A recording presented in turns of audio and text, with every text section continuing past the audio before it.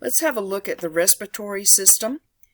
We're using the Human Biodigital website, and it has a 3D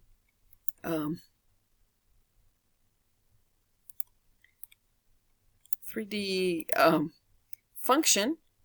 Let's see if we can get it to work as 3D.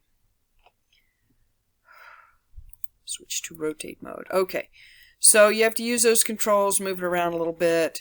If you want it to go back to 0, then go there. So I recommend that you use this website to get an idea of some of the anatomy. It's not perfect, but it's not bad, right? And the price is right. So right lung has 3 lobes. Let's have a look at that, all right? So 1, 2, 3 lobes of the right lung. Left lung, 2 lobes, right? That's to make room for the heart, which would be here. So the lungs are actually made of very fragile tissue, and they don't contain any actual muscle. They have simple squamous epithelium to make up the tiny alveolar sacs.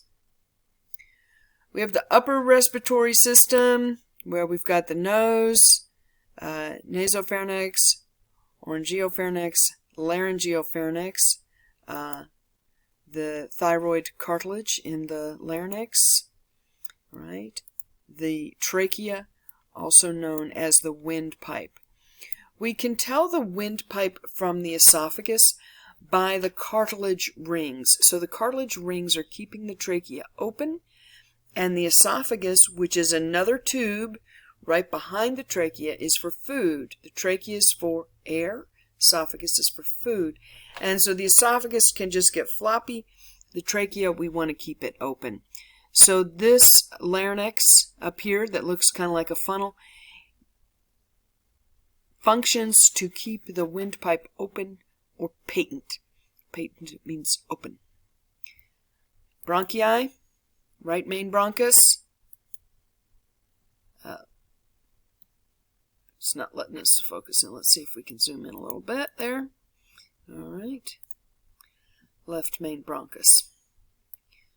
Okay. So explore this. Have a look at it. Let it help you get used to these. The 3D aspect is really nice. That cartilage is a C shape, and on this side is where that opening of the C is. So as a person swallows, so now we're looking at the posterior side, the esophagus is going to be on this side, you're swallowing, and there's a little bit of give in that trachea to allow the food to pass. All right, let's see if I can save this.